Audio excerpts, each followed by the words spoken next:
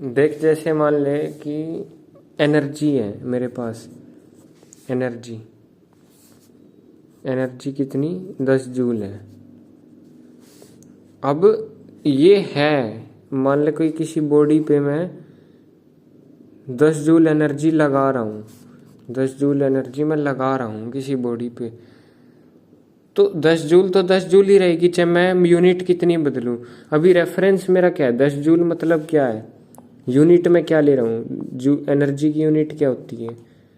Dimension ये होती है, तो यूनिट क्या होगी? Kg, metre square, second minus 2, ये होएगी ना।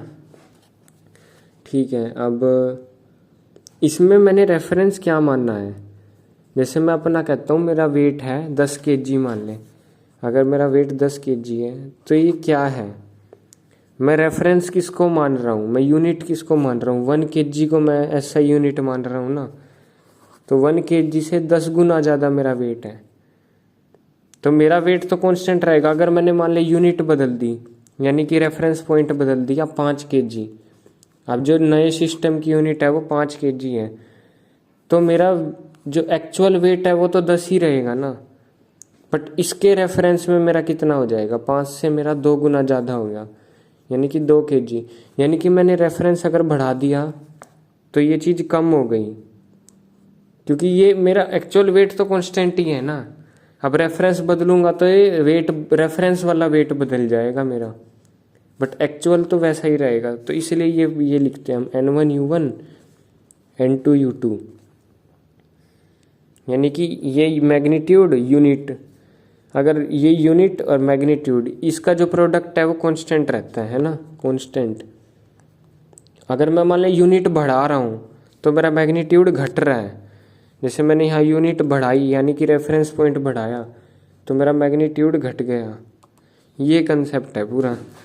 तो जैसे अब इस क्वेश्चन में कह रहे हैं कि N1U1 N2U2 10 जूल, 10 जूल यानी 10 मैग्नीट्यूड लिख दिया। जूल को क्या लिख सकता हूँ? Kg, metre square, second minus 2। अब N2 मेरे को निकालना है। ठीक है, क्या किया इन्होंने?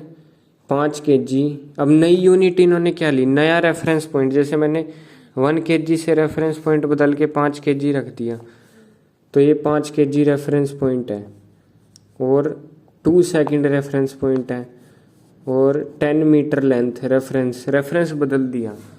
ठीक है, तो केजी को मैं लिखूं 5 केजी, मीटर स्क्वायर को मैं क्या लिखूंगा? है ना, 10 मीटर का स्क्वायर, है ना। केजी 1 में है, केजी 1 है, और सेकंड कितना है? 2 सेकंड का होल स्क्वायर, है ना, क्योंकि केजी ऊपर 1 है, मीटर का स्क्वायर है, सेकंड माइनस 2 है। ठीक है, 10 केजी मीटर स्क्वायर सेकंड का, या माइनस 2 नहीं आएगा, मैंने नीचे लिख दिया ना, तो स्क्वायर ही आएगा, स्क्वायर आएगा, क्योंकि नीचे लिख दिया मैंने इसको। ठीक है, N2 ये 5 केजी, ये 10 का स्क्वायर कितना हो जाएगा? 100 हो जाएगा ना, 100 मीटर स्क्वायर।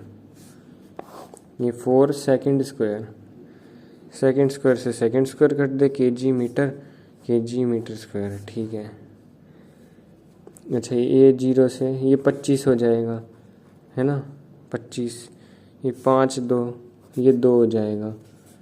ठीक है, N2 की वैल्यू क्या आ जाएगी? 2 डिवाइडेड बाई 25, यानी कि 0.08।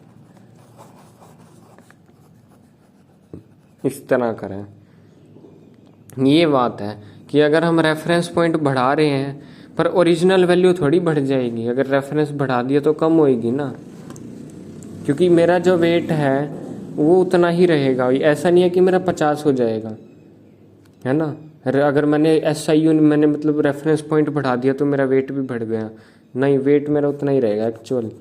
ये बिल्कुल सिमिलर है उस केस से जो मोल में नहीं पढ़ा था, relative atomic mass, actual atomic mass. जो एक्चुअल एटॉमिक मास है ना, ये कांस्टेंट रहता है, जो रिलेटिव एटॉमिक मास हैं दोनों, ये रेफरेंस से बदलते हैं। बिल्कुल वैसा कंसेप्ट है कि ये जो प्रोडक्ट है ना, यूनिट का और मैग्नीट्यूड का एक कांस्टेंट रहता है, ये कांस्टेंट रहता है, ये बात है बस। यूनिट बढ़ाऊंगा तो मैग्नीट्यूड घटेगा, यूनिट कम मैग्नीट्यूड ज़्यादा, बात हो गई है। ठीक है भाई, राधे राधे, हरे कृष्ण।